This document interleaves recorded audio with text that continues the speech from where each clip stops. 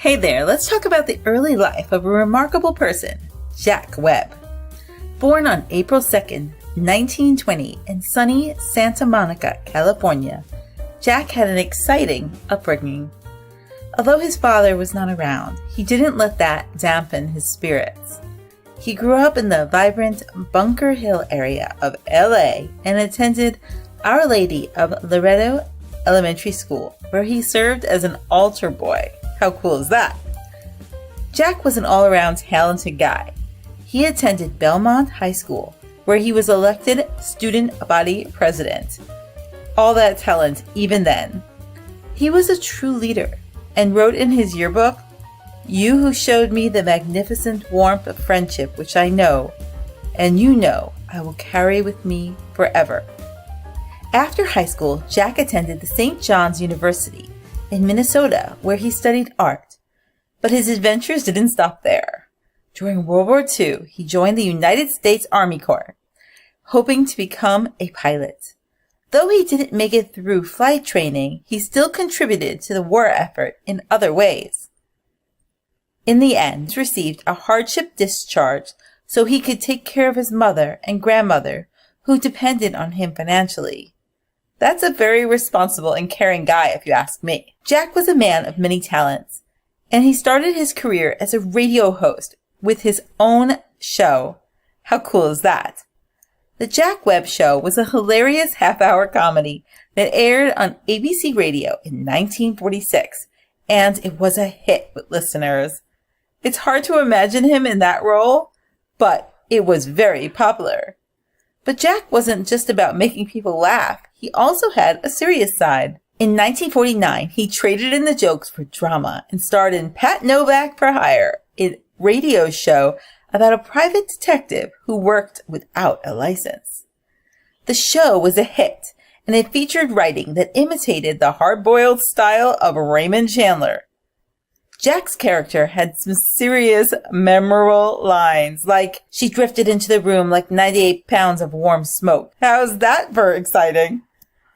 But that's not all.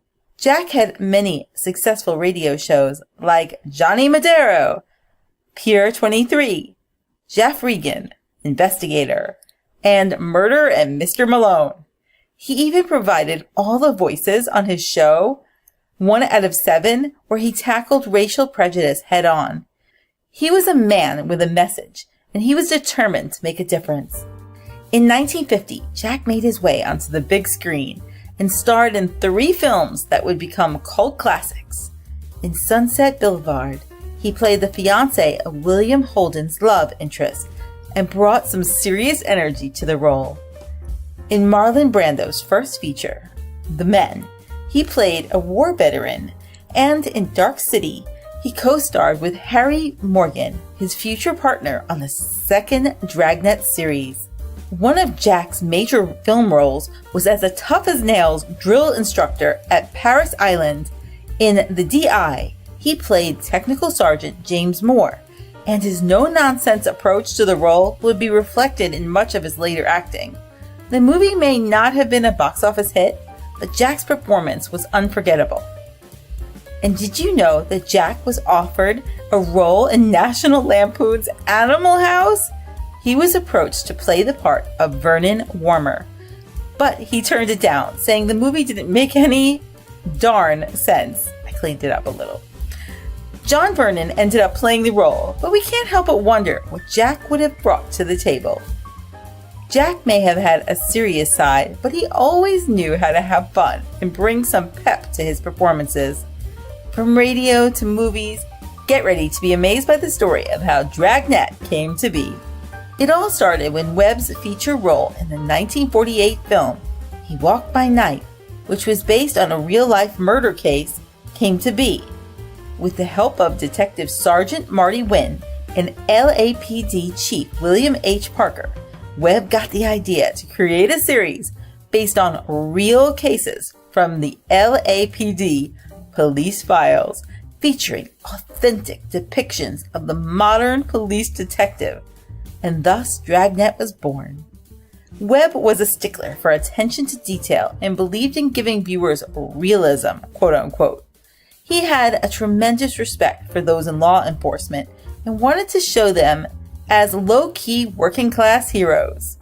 Dragnet became a successful television show in 1952, moving away from the earlier portrayals of the police as brutal and corrupt. But that's not all. Webb continued to appear in movies during Dragnet's early days, showcasing his versatility as an actor. He even introduced a short-lived radio series, Pete Kelly's Blues, in an attempt to bring his love of music to a broader audience. Although neither the film nor television version of Pete Kelly was very successful, it's clear that Webb never stopped experimenting and trying new things. So there you have it, the story of one man's passion for realism and respect for law enforcement led to the creation of a beloved television series. Dragnet may have ended in 1959, but its impact and legacy will never be forgotten. Now let's take a groovy trip back to the swinging 1960s. In '63, Jack Webb took over as executive producer of 77 Sunset Strip and made some major changes. But unfortunately, it didn't go so hot, and critics thought Webb was totally out of touch with the younger crowd. That same year, he sold Temple Houston to NBC, starring Jeffrey Hunter, but it only lasted 26 weeks. But Jack Webb didn't let that get him down. In '67, he teamed up with Universal Television to bring back his iconic Dragnet series. He even got Harry Morgan to join as Officer Bill Gannon. The new series focused on crime prevention and outreach to the public and tackled tough topics for youth. Some episodes tried a little too hard to be quote-unquote with it, but they still achieved cult status. And in '68, Webb launched the spin-off series Adam 12, which followed two LAPD officers on patrol. Webb even appeared on The Tonight Show with Johnny Carson in a hilarious sketch about a robbery at a school bell factory. The two of them used tongue twisters and alliteration to describe the situation, and they couldn't stop laughing. Webb had 2 stars on the Hollywood Walk of Fame, one for radio and one for television, and he was also inducted into the Television Hall of Fame in 1992 after his passing. What a life! Thank you for joining me for the Jack Webb documentary. This is a Hearth and Home Nostalgia presentation.